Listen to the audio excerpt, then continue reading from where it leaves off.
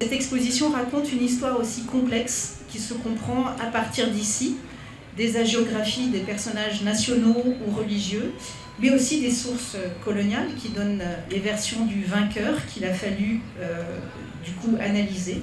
Et on l'a fait justement grâce à l'apport de grands historiens sénégalais, donc Mamadou Diouf, Boubacar Bari, Ibrahima Thioub, Souleymane Dia, Daouda Diop, mais aussi David Robinson qui nous a inspirés et qui avait déjà fait ce travail de rééquilibrage des sources. Et donc la nouveauté peut-être par rapport à la lecture de cette histoire, c'est les questions que se sont posées les jeunes par rapport à la façon dont ils ont vu cette histoire. Par exemple, quelle est la place de la religion dans la guerre ? Quels étaient l'intérêt de chacun? Pourquoi on a une confrontation colon-résistant, mais en fait c'est beaucoup plus complexe que ça. Pourquoi cette histoire on ne l'apprend pas à l'école? Pourquoi on ne la partage pas, etc. Et aussi la place de la spiritualité aussi dans toute cette histoire. Les biens culturels que vous verrez nous donnent aussi l'occasion de questionner des pratiques artisanales et des pratiques, des usages qui ont disparu ou qui ont évolué. Et donc ça, c'était aussi, que ce soit pour les objets talismaniques ou les objets liés au cheval, les objets liés à la guerre, c'est assez intéressant.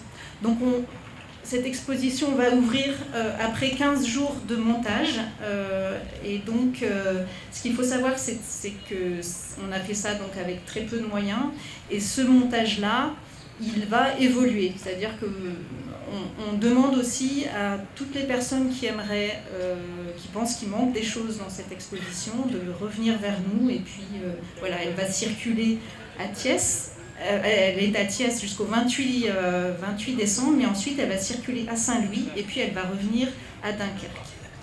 Enfin, cette exposition pour nous est une phase importante de prise de conscience de l'existence de ces objets et aussi elle interroge la place qu'ils doivent avoir.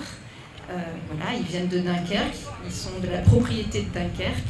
Et peut-être, donc ce sont des objets mal acquis et qui pourraient être demandés par le Sénégal. Le 11 février 1875, deux parties du pays se sont affrontées dans une bataille fratricide commanditée par l'armée coloniale française. Sur ces terres du Sénégal, qui lui sont étrangères, l'impérialisme français s'est imposé par sa puissance de feu et sa politique faite de délation, de complot, de corruption, de compromission, d'assassinat de résistants et d'accaparement de biens, dont des biens culturels.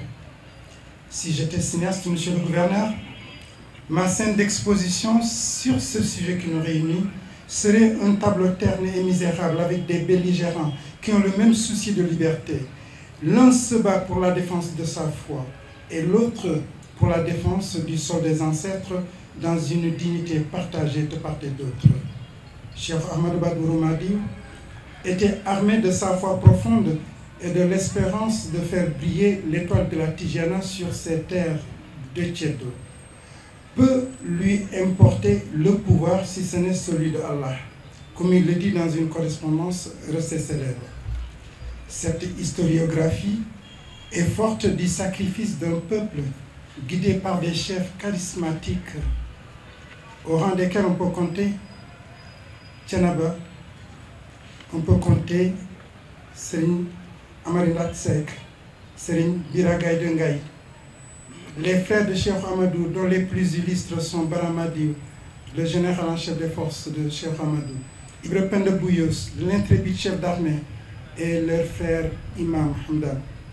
L'épopée madianké fut poussée jusqu'au Diender, en Bidiem, dans le Cap-Vert, où Cheikh déclara Dîner d'Arima. Le Cayor et le Djolof lui résistèrent. Cette exposition est une opportunité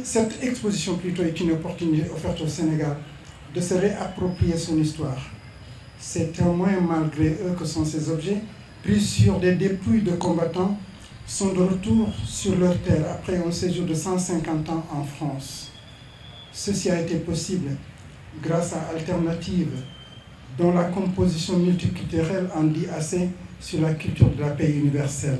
Merci, Présidente Emmanuel. Chers invités, si j'étais cinéaste, ma résolution serait l'expansion de la Tidjaniya au Sénégal par la voie pacifique à travers les foyers d'études coraniques que sont Ouroumadiou, Thiénaba, Médina Sarr, Kër Yaba, Ngaye, Saïr, Roundé, à la convergence des héritiers spirituels de El Hadj Oumar Foutiyou Tall, un condisciple, un parent, un ami de Ahmadou Ahmed Ba, le père de Cheikh Ahmadou. Monsieur le gouverneur, si j'étais cinéaste enfin, mon film aurait pour titre Samba Sadio ou Le destin d'une nation. Parce qu'en ce jour de rupture, s'est joué le destin du Sénégal. Aujourd'hui, le pays a su penser ses blessures impérialistes pour devenir une nation résiliente, capable de se réparer ses fractures. Dans cette tâche de reconstitution, la Tidjaniya tient une place. Elle est une spiritualité qui prodigue la paix universelle au peuple martyr, comme l'indique la mystique du chapelet, du cercle autour du pagne blanc et du wird Tidjane.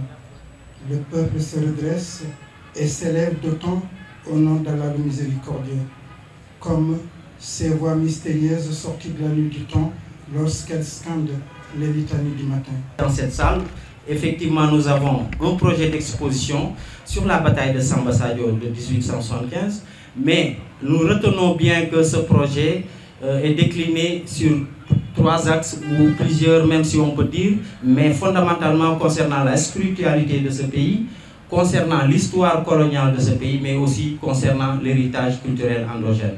C'est un projet majeur qui ouvre une voie vers d'autres pistes, comme l'a souligné Mme Emmanuel Cadet. Effectivement, aujourd'hui, à ce jour où on parle, il y a énormément de choses qui appartiennent à l'Afrique, au patrimoine culturel africain, un peu éparpillé partout à travers le monde.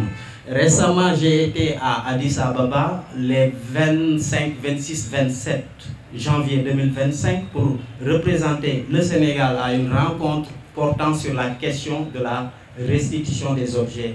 Et c'était pas moins de 40 000 objets africains qui sont aujourd'hui disséminés à travers quelque chose comme 45 musées à travers le monde. C'était d'imposer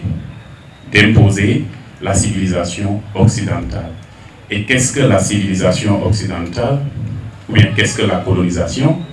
C'est René Maran qui donne l'une des meilleures définitions dans Batouala, qu'il publie en 1921. Et dans la préface de Batouala, Maran dit quelque chose d'extrêmement simple. Il dit, je le cite, civilisation, civilisation, orgueil des Européens et leur charnier d'innocents. Rabindranath Tagore, le poète hindou, un jour à Tokyo, a dit ce que tu étais. Quoi que tu veuilles, quoi que tu fasses, tu te meurs dans le mensonge. C'était ça l'entreprise coloniale. C'était de faire croire aux gens qu'ils ne valaient rien, qu'ils n'étaient rien et qu'ils n'avaient aucun avenir. Maintenant, c'est grâce à nos résistants que l'espoir est revenu. Et c'est ça que nous célébrons aujourd'hui. Un retour de l'espoir. Si on est là aujourd'hui, c'est quelqu'un, quelque part, a fait le travail nécessaire. Nous rendrons donc hommage à ces gens qui nous ont aidés, qui nous ont précédés et qui ont préparé la route. Tout à l'heure, Mme Carrère disait cela, c'est qu'il faut un autre récit. Il faut qu'on s'approprie l'histoire et qu'on donne notre version à nous-mêmes. Et l'œuvre que nous sommes en train de faire participe à cela, participe à raconter à la nouvelle génération ce qui s'est réellement passé. La venue des objets est symbolique, mais plus que cela, elle crée une proximité. Une proximité. Elle nous rapproche de ce qui s'est réellement passé. Et tout à l'heure, le représentant du Khalif le disait, c'est une forme de preuve. C'est une preuve que ce que nous disons ici, ça a réellement existé. Donc je ne peux que remercier toutes les personnes qui ont eu cette conscience, cette idée de faire venir ces objets jusqu'à nous.